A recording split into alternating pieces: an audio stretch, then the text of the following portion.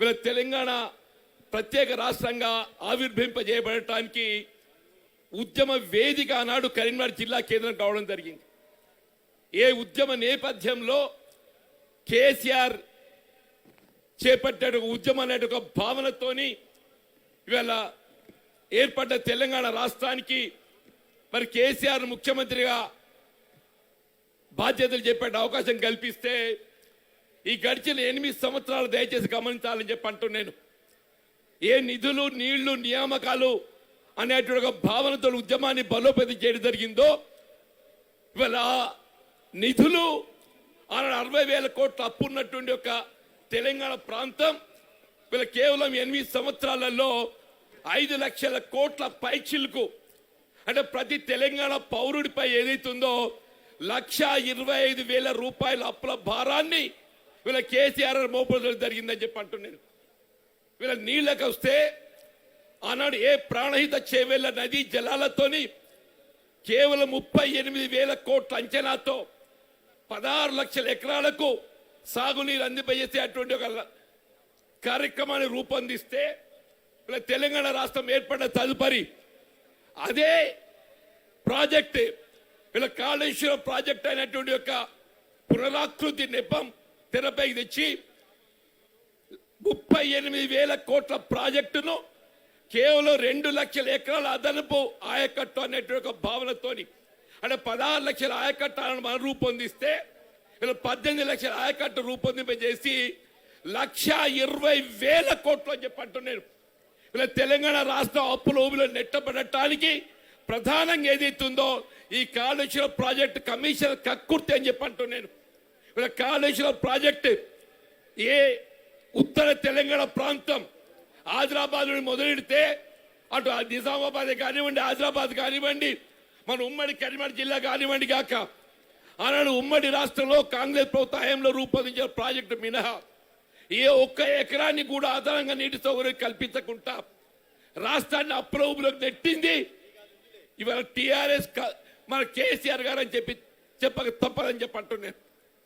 వీళ్ళ నియామకాలకు సంబంధించి వీళ్ళ మొన్నటి బడ్జెట్ ఏదైతుందో వీళ్ళ 80,000 ఉద్యోగాలు కల్పిస్తామని పేర్కొంటే సంవత్సర కాలం గడిచిపోయిందయా.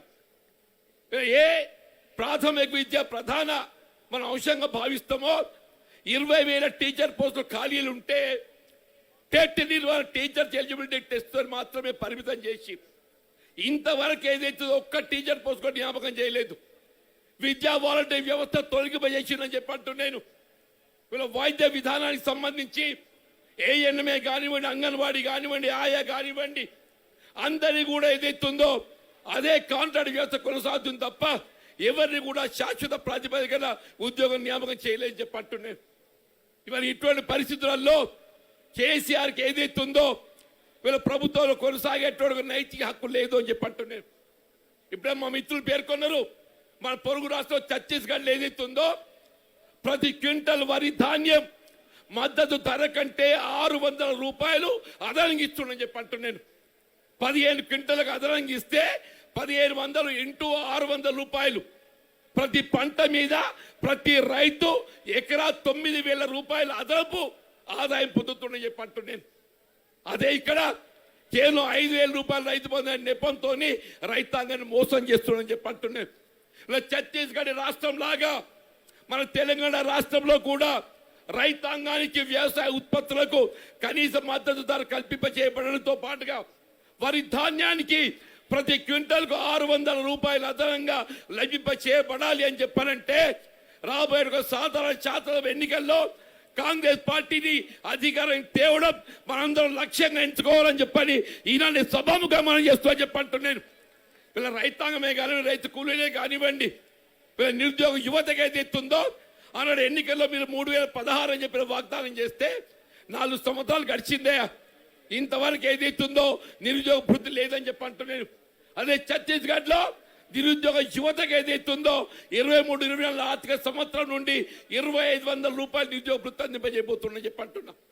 ఇటువంటి సమయంలో ఇవాళ ఏ కేసీఆర్ కు టీఆర్ఎస్ పార్టీకి పట్టం కట్టింది కరీంనగర్ జిల్లా అయితే ఇవాళ అదే టీఆర్ఎస్ కేసీఆర్ కు రాజకీయంగా ఉరికంబానికి ఎక్కించబోయేది కూడా ఇదే ఉమ్మడి కరీంనగర్ జిల్లా కావాలని చెప్పని ఈనాడు సభా వేదికగా మీకందరినీ విజ్ఞప్తి చేస్తామని చెప్పి అంటున్నారు.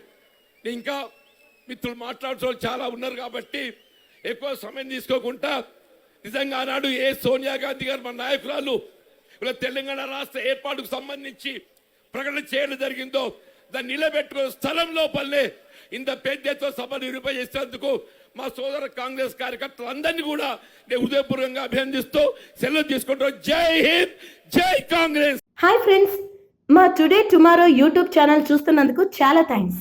మరిన్ని లేటెస్ట్ వీడియోస్ కోసం వెంటనే సబ్స్క్రైబ్ చేయండి. అలాగే ఈ బెల్ ని కూడా రింగ్ చేసేయండి. మా నోటిఫికేషన్స్ అన్ని మీ మొబైల్లో వస్తాయి. అలాగే మా వీడియోస్ మీకు నచ్చితే లైక్ చేయండి, షేర్ చేయండి, నచ్చకపోతే కామెంట్ చేయండి.